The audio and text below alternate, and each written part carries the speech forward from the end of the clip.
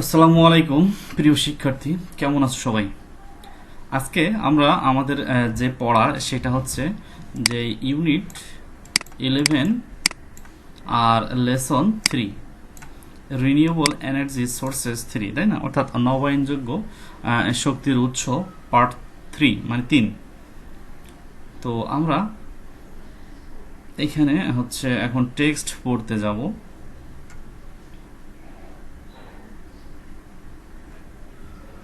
তো আমরা পড়া শুরু করি।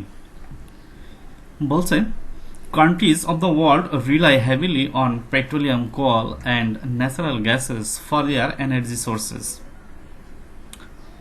বলছে এই বিশ্বের দেশগুলো মূলত রিলাই নির্ভর করা, ঠিক আছে? রিলাই মানে নির্ভর করা, হেভিলি খুব বেশি মাত্রায় কিসের উপর নির্ভর করেছে? পেট্রোলের উপরে নির্ভর করেছে, কয়লা, প্রাকৃতিক গ্যাস, এইগুলোর উপরে নির্ভর হয়ে পড়েছে। হ্যাঁ, ফর দেয়ার এনার্জি সোর্সেস, তাদের শক্তির মানে জ্বালানির উৎস হিসেবে। আচ্ছা, there are two major types of energy sources. বলছে যে দুই ধরনের যে শক্তির উৎস আছে, প্রধানত মানে major types of energy sources, অর্থাৎ শক্তির দুই ধরনের হচ্ছে যে উৎস আছে। একটা হচ্ছে রিনিউয়েবল, নবায়নযোগ্য, অ্যান্ড নন রিনিউয়েবল, এবং হচ্ছে অনবায়নযোগ্য। তো নবায়নযোগ্য মানে কি, আর অনবায়নযোগ্য মানে কি? অনবায়নযোগ্য আমরা বলতে পারি যে তেল, গ্যাস, কয়লা, এগুলো একবার ব্যবহার করলে এগুলো ফুরিয়ে যায়, সুতরাং এইগুলোকে আর নতুন করে নবায়ন করা যায় না। অন্যদিকে যদি আমরা হচ্ছে যে সৌর বিদ্যুৎ যদি ধরি বিশেষ করে, তাই না? সৌর বিদ্যুৎ কিন্তু এটা সূর্য থেকে সে তার যা মাল ম্যাটেরিয়ালস লাগে সে সেগুলো নিয়ে নেয়, তাই না? তার যেটা দরকার হয়, সুতরাং এটা কিন্তু নবায়নযোগ্য। তারপর সমুদ্রের স্রোতকে কাজে লাগিয়ে যদি বিদ্যুৎ উৎপাদন করা যায়, তাহলে এই সমুদ্রের স্রোত কিন্তু কখনো ফুরাবে না, তাই না? সুতরাং এগুলো চলতেই থাকবে, এটা রিনিউ করা যাবে, এটা অটোমেটিক রিনিউ হয়ে যায়। এইটাই হচ্ছে নবায়নযোগ্য আর অনবায়নযোগ্য শক্তি। তাহলে আমরা একটু সিনোনিম দেখে আসি। রিলাই মানে নির্ভর করা, তাই না? এটার সিনোনিম বলতে পারি যে ডিপেন্ড বা ইন্টারেস্ট বা কনফাইড। হেভিলি মানে তো জানি আমরা বেশি পরিমাণে, তাই না? মানে বেশি মাত্রায়। এটার সিনোনিম আমরা বলতে পারি ম্যাসিভলি বা ডেন্সলি বা থিকলি। আর ন্যাচারাল মানে প্রাকৃতিক, এটার সিনোনিম আমরা বলতে পারবো যে কমন বা জেনারেল বা কনজেন্টাল। আচ্ছা, আর সোর্সেস মানে তো হচ্ছে উৎস, তাই না? এটার আমরা সিনোনিম বলবো যে হচ্ছে কজ বা হচ্ছে ডন বা ইনসেপশন। আর মেজর মানে তো আমরা জানি যে হচ্ছে বড়, তাই না? এটার আমরা সিনোনিম বলবো যে হচ্ছে বিগ, কনসিডারেবল বা লার্জ। আর রিনিউয়েবল নবায়নযোগ্য, এটার আমরা বলতে পারি যে সিনোনিম যে হচ্ছে সাস্টেইনেবল, কন্টিনিউয়াল বা inexhaustible. Hydrocarbon or fossil fuels আর non renewable sources of energy. বলছে হাইড্রোকার্বন বা জীবাংশ জ্বালানি। জীবাংশ জ্বালানি কি? ওই যে বললাম তেল, গ্যাস, কয়লা, এরকম এইগুলো আর কি, ঠিক আছে? অর্থাৎ এগুলো একবার ব্যবহার করলে এটা ফুরিয়ে যায়। 1 লিটার তেল কিনে বা পেট্রোল কিনে যদি আমরা মোটর সাইকেল বা কোনো গাড়ি চালাই, তাহলে দেখা যাবে যে একটা সময় গিয়ে ওটা ফুরিয়ে গিয়েছে। এইটাই, এগুলো হচ্ছে নন রিনিউয়েবল, অর্থাৎ এগুলোকে আর নবায়ন করা যায় না, এই শক্তিগুলোকে। আচ্ছা, রিলায়েন্স অন দেম, তাদের উপরে নির্ভরশীল করে থাকাটাই পোজেস রিয়েল বিগ প্রবলেমস, তাই না? তো এদের উপরে নির্ভর করে থাকাটাই মূলত আসলে সৃষ্টি করে বড় ধরনের সমস্যা। পোজেস মানে সৃষ্টি করা, বিগ প্রবলেমস বড় সমস্যার সৃষ্টি করে।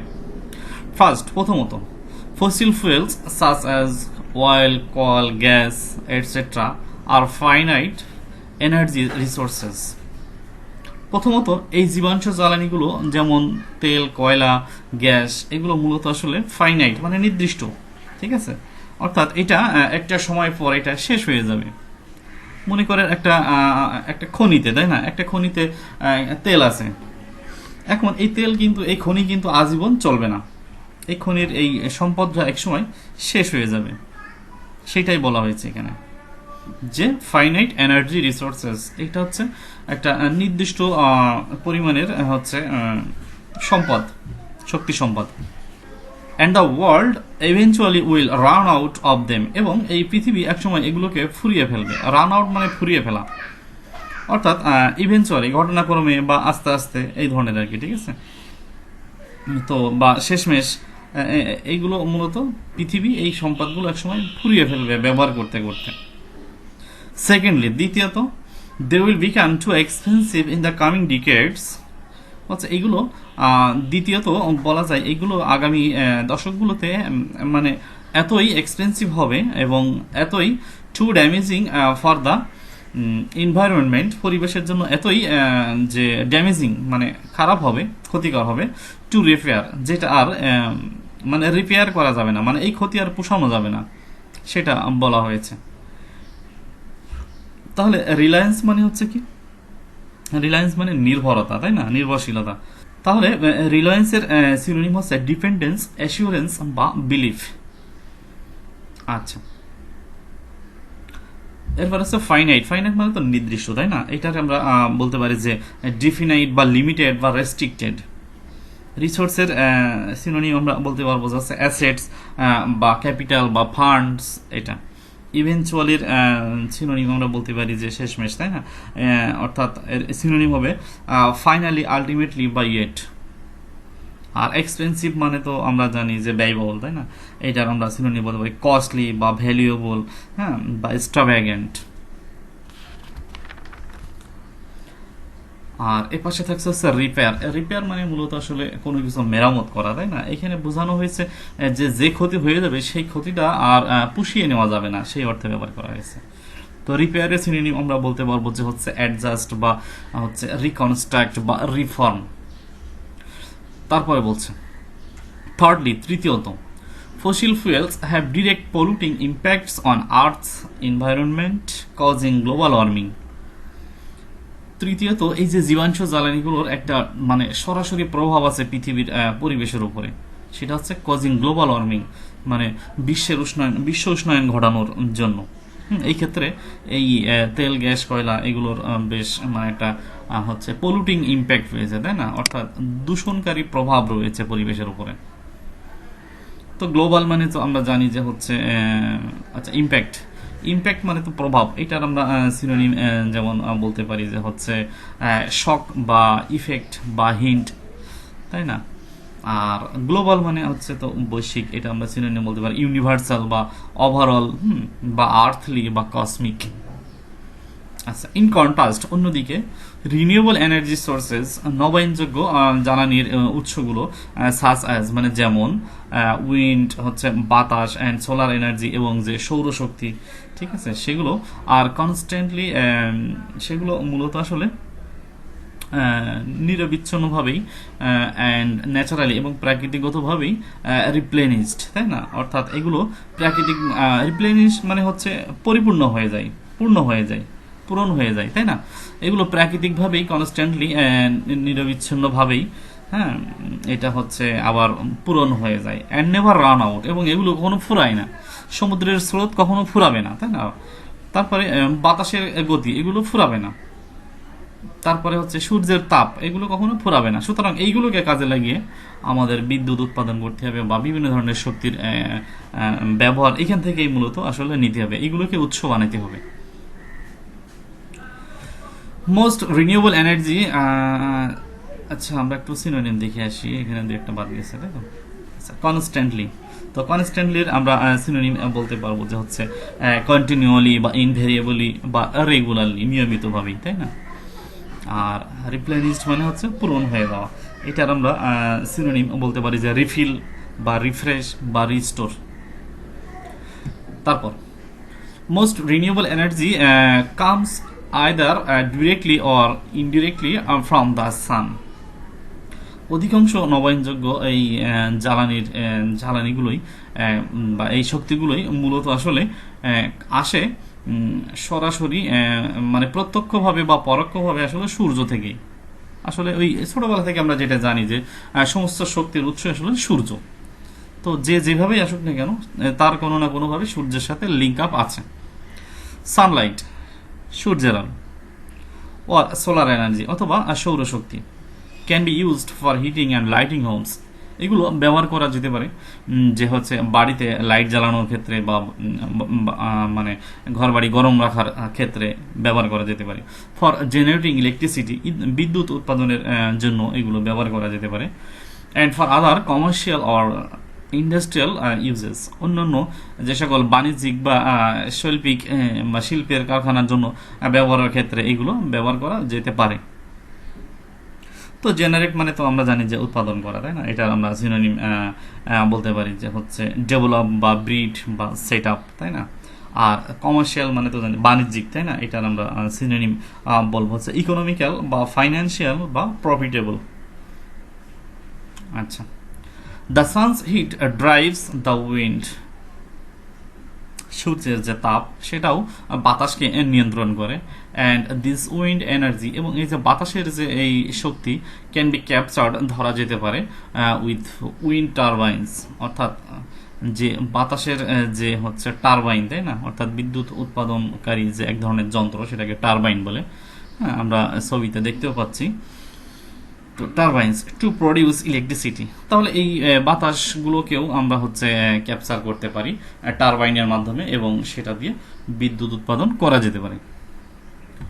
তো ক্যাপচার মানে হচ্ছে কোনো কিছু ধরা, তাই না? এটার আমরা সিনোনিম বলতে পারি হচ্ছে অ্যাবডাকশন বা অ্যারেস্ট, হ্যাঁ, বা ইমপ্রিজনমেন্ট। আর প্রডিউস মানে উৎপাদন করা, এটার সিনোনিম হবে হচ্ছে ম্যানুফ্যাকচার বা হচ্ছে ক্রিয়েট বা মেক। আচ্ছা, when this water vapor turns into rain, যখন এই জলীয় বাষ্প টার্নস ইনটু পরিণত হয় বৃষ্টিতে অথবা স্নো বরফে, অ্যান্ড ফ্লোজ ডাউনহিল, এবং হচ্ছে ডাউনহিল মানে তো আমরা জানি যে ঢালু, তাই না? অর্থাৎ ঢালুভাবে যখন মানে বয়ে পড়ে, হ্যাঁ, ইনটু রিভার্স, নদীতে, অর স্ট্রিমস, রিভার্স স্ট্রিমস দুইটাই নদী, স্ট্রিমস মানে হচ্ছে নদী বা জলাধার, এই ধরনের আর কি, ঠিক আছে? যখন এগুলো বলা যায় যে পাহাড়ি ঢাল বেয়ে হচ্ছে নদীতে পড়ে বা কোনো জলাধারে পড়ে, তখন it's energy can be captured as hydro electric energy. তখন এই যে স্রোতের সৃষ্টি হয়, তাই না? অর্থাৎ পাহাড়ের উপর থেকে যদি পানি এসে নিচেই পড়ে, নদীতে পড়ে, তখন ওখান থেকে একটা স্রোতের সৃষ্টি হয়, তাই না? সুতরাং এই স্রোতটাকে কাজে লাগানো যেতে পারে, এই স্রোতটাকে কাজে লাগিয়ে বিদ্যুৎ উৎপাদন করা যেতে পারে, এবং সেটাকেই বলা হচ্ছে হাইড্রো ইলেকট্রিক এনার্জি, তাই না? অর্থাৎ জলবিদ্যুৎ শক্তি। আচ্ছা, তাহলে এখানে আমাদের সিনোনিম হচ্ছে এভাপোরেট। এভাপোরেট মানে তো জানি মধ্যে বাষ্প হয়ে যাওয়া, তাই না? তাহলে এটার আমরা সিনোনিম বলবো যে হচ্ছে ডিসঅ্যাপিয়ার বা হচ্ছে ডিসপার্স বা ভ্যানিশ। তারপর বলছে along with the rain and snow, বলছে এই যে বৃষ্টি এবং হচ্ছে তুষার,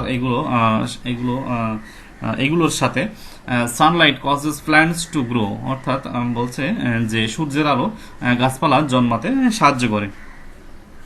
প্ল্যান্টস প্রডিউস হচ্ছে বায়োমাস, তাই না? অর্থাৎ গাছপালা উৎপাদন করে হচ্ছে তোমার জৈব বস্তুপুঞ্জ। বায়োমাস মানে জৈব বস্তুপুঞ্জ, হ্যাঁ। অর্থাৎ গাছপালা জমে এক জায়গায় ঢিপ হয়ে থাকে, এবং দীর্ঘদিন ওখানে থাকলে ওটাও এক ধরনের কাজে লাগানো যায় সেটা। Which again can be turned into fuels, যেগুলোকে আবার পুনরায় হচ্ছে জ্বালানি শক্তি হিসেবে রূপান্তর করা যেতে পারে। সাচ অ্যাজ ফায়ারউড, যেমন কাঠ জ্বালানো, হ্যাঁ, আগুনের কাঠ বা অ্যালকোহল বা ইত্যাদি, তাই না? আইডেন্টিফাইড অ্যাজ বায়ো এনার্জি, যেটাকে আমরা বলে থাকি মূলত হচ্ছে যে জৈব শক্তি। এরপর scientists have identified hydrogen as another form of renewable energy sources. বিজ্ঞানীরা আবারও আইডেন্টিফাইড শনাক্ত করেছে হাইড্রোজেনকে, যে হাইড্রোজেনও হচ্ছে আরও একটা নবায়নযোগ্য শক্তির উৎস। আচ্ছা, আইডেন্টিফাই মানে হচ্ছে কোনো কিছু মানে শনাক্ত করা, তাই না? তো এটার সিনোনিম আমরা বলতে পারি যে হচ্ছে ডিটারমাইন বা সিলেক্ট বা ফাইন্ড, খুঁজে পাওয়া, তাই না? আচ্ছা, it is the most abundant element in nature, এটা প্রকৃতিতে প্রচুর পরিমাণে পাওয়া যায় এমন উপাদান। অ্যাবান্ডেন্ট মানে বেশি মাত্রায়, প্রচুর, এই টাইপের। আর এলিমেন্ট মানে তো উপাদান। তো অ্যাবান্ডেন্টের সিনোনিম আমরা হচ্ছে বলবো যে অ্যাম্পল বা সাফিসিয়েন্ট বা বাউন্টিফুল। আর এলিমেন্ট হচ্ছে উপাদান, এটার সিনোনিম আমরা বলবো হচ্ছে কম্পোনেন্ট বা ইনগ্রেডিয়েন্ট বা ফ্যাক্টর। আচ্ছা, এটা গেল। But it does not exist separately as a gas, কিন্তু এটা আলাদা আলাদাভাবে গ্যাস হিসেবে থাকে না। তো এক্সিস্ট মানে হচ্ছে থাকা, অস্তিত্বে থাকা, তাই না? এটার আমরা হচ্ছে সিনোনিম বলতে পারবো কন্টিনিউ বা এন্ডিওর বা সারভাইভ। আর সেপারেটলি মানে আলাদা, এটার সিনোনিম হচ্ছে independently, personally, solely. It is always combined with other elements. বলছে এটা অন্যান্য উপাদানের সাথে মিশ্রিত থাকে, সাচ অ্যাজ উইথ অক্সিজেন, হ্যাঁ অক্সিজেনের সাথে থাকতে পারে, টু মেক ওয়াটার, যেটা দ্বারা আবার হচ্ছে পানি তৈরি হয়, তাই না? অর্থাৎ হাইড্রোজেন এবং অক্সিজেনের মিশ্রিত রূপেই আসে পানি। Hydrogen separated from another element, যদি অন্যান্য এলিমেন্ট থেকে এটাকে আলাদা করা যায়, হ্যাঁ, তাহলে can be burned as a fuel, তাহলে জ্বালানি হিসেবে এটাকে বার্ন করা যেতে পারে, পোড়ানো যেতে পারে, টু প্রডিউস ইলেকট্রিসিটি, অর্থাৎ বিদ্যুৎ উৎপাদনের জন্য।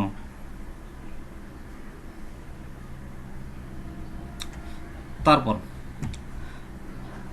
বলছে our earth's interior contains molten lava, আমাদের পৃথিবীর যে হচ্ছে মধ্যভাগ, তাই না, পৃথিবীর মাঝ বরাবর নিচে, হ্যাঁ, কন্টেইনস, এই নিচের অংশটা কন্টেইনস মল্টেন লাভা, এখানে গলিত লাভা আছে, তাই না? অর্থাৎ পৃথিবীর নিচে থেকে এক ধরনের আগুনের একটা যে লাভা বের হয়, তাই না? এই ছবিতে দেখা যাচ্ছে। তো এই লাভাগুলো আসলে মূলত উইথ ট্রিমেন্ডাস হিট, এবং এটাতে খুব বেশি মাত্রায় তাপ থাকে। ট্রিমেন্ডাস মানে মারাত্মক, তাই না? আচ্ছা, তো ইন্টেরিয়র মানে হচ্ছে মানে মধ্যভাগ, তাই না? মানে মাঝে, ভিতরে। এটার সিনোনিম হচ্ছে যে ইন্টারনাল বা ইনার বা উইদিন। আর কন্টেইনস মানে থাকা, এটার আমরা সিনোনিম বলতে পারি যে হচ্ছে অ্যাকোমোডেট বা ইনভলভ বা হোল্ড। ট্রিমেন্ডাস মানে হচ্ছে মারাত্মক বা বেশি মাত্রায়, তাই না? এটার আমরা সিনোনিম বলতে পারি অ্যামেজিং বা ফ্যান্টাস্টিং বা astounding. This heat inside the earth, পৃথিবীর এই ইনসাইডের এই হিট, অর্থাৎ এই তাপটা, প্রডিউসেস স্টিম, তাই না? এগুলো ধোঁয়া তৈরি করে, অ্যান্ড হট ওয়াটার, এবং গরম পানি তৈরি করে, উৎপন্ন করে, হুইচ ক্যান বি ট্যাপড, যেটাকে ধরা যেতে পারে অ্যাজ জিওথার্মাল এনার্জি, তাই না? এটাকে আমরা জিওথার্মাল এনার্জি হিসেবে ধরতে পারি, অর্থাৎ ভূগর্ভস্থ তাপ শক্তি, এই হিসেবে আমরা এটাকে ধরে নিতে পারি। টু প্রডিউস ইলেকট্রিসিটি, বিদ্যুৎ উৎপাদনের জন্য, ফর হিটিং হোম এটসেট্রা, সেটা বাড়ি গরম করা হোক বা যে কোনো কিছু করার ক্ষেত্রে আমরা এটা ব্যবহার করতে পারি। Ocean energy comes from several sources, মহাসাগরের যে শক্তি, মহাসাগরীয় যে শক্তি, সেগুলো আমরা বিভিন্ন মানে উৎস থেকে আসে আর কি। ওশানস ফোর্স অফ টাইড, বলছে মহাসাগরের যে ফোর্স, তাই না, অর্থাৎ শক্তি, সেটা হচ্ছে কিসের? টাইড, অর্থাৎ তোমার যে স্রোতের, অ্যান্ড ওয়েভ এবং ঢেউয়ের, can be used to produce energy, তাই না? অর্থাৎ মহাসাগরের যে তোমার যে স্রোত বা ঢেউ, এগুলোকেও হচ্ছে এনার্জি তৈরি করার ক্ষেত্রে আমরা কাজে লাগাইতে পারি। The surface of the ocean, বলছে এই যে সাগর মহাসাগরের যে সারফেস, অর্থাৎ উপরিভাগ, হ্যাঁ, gets more heat from the sun, বলছে যে সূর্য থেকে এরা বেশি পরিমাণে তাপ নিতে পারে, দেন দ্য ওশান ডেপথ, অর্থাৎ হচ্ছে মহাসাগরের নিচে, অর্থাৎ মহাসাগরের বা এটা সাধারণত পুকুরের ক্ষেত্রেও তাই। দেখবা যারা হচ্ছে গ্রাম অঞ্চলের পুকুরে গোসল করা অভ্যাস আছে, আমরা তো গ্রামের থেকে উঠে আসছি, আমরা জানি, ঠিক আছে, যে গোসল করতাম যখন, হ্যাঁ, প্রচন্ড রোদে যদি গাছ থেকে হচ্ছে পুকুরে ঝাঁপ দিতাম, তাহলে উপরের পানিটা গরম, এরপর আস্তে আস্তে যখন নিচেই চলে যাইতাম তখন কিন্তু ঠান্ডা। তো এটা সাগর মহাসাগর সবার ক্ষেত্রেই একই রকম, যে উপরের পানিটা একটু বেশি হিট নিতে পারবে সূর্য থেকে, হ্যাঁ, দেন দ্য ডেপথস, গভীরতা থেকে। ডেপথ মানে তো হচ্ছে গভীরতা, তাই না? এটার আমরা সিনোনিম বলতে পারি যে হচ্ছে বটম বা এক্সটেন্ট বা ইন্টেন্সিটি, তাই না? আচ্ছা, দিস টেম্পারেচার ডিফারেন্স, এই যে তাপমাত্রার ভিন্নতা, can be used as energy source too, এই তাপমাত্রার যে ভিন্নতা, এটাকেও হচ্ছে এনার্জির সোর্স হিসেবে ব্যবহার করা যেতে পারে। তো এটাই হচ্ছে আমাদের আজকের পড়াশোনা। হ্যাঁ, তো সবাই ভালো থাকবে এবং ভিডিও থেকে যদি বিন্দু মাত্রায় কারোর উপকারে এসে থাকে অবশ্যই লাইক দেবে, হ্যাঁ, এবং কমেন্ট করবে। কারোর কোনো ভিডিও লাগলে বা কোনো ধরনের কোনো গ্রামার ক্লাস যদি কারোর করা লাগে, সেটা তোমরা আমার চেনো বা না চেনো, this is not a matter, but fact is that যে হচ্ছে তোমাদের যদি মনে হয় যে কোনো টপিকের উপরে আমার সাথে গ্রামার ক্লাস করবে বা কারোর কোনোটা বাকি আছে, অথবা কোনো কোথাও প্রাইভেট পড়ছে বা ওই স্যার এটা করে চলে গেছে, পরে আর ব্যাকআপ ক্লাস নিচ্ছে না বা পিছিয়ে আছি, এই ধরনের কোনো টপিকে যদি কারোর প্রয়োজন হয়ে থাকে তাহলে আমার সাথে যোগাযোগ করবে। আমি অবশ্যই এটা ক্লাস নেব। এখন অনলাইনের যুগ, লাইভ ক্লাস নেওয়া যাবে, কোনো সমস্যা নেই। তো সবাই ভালো থাকবে, ধন্যবাদ।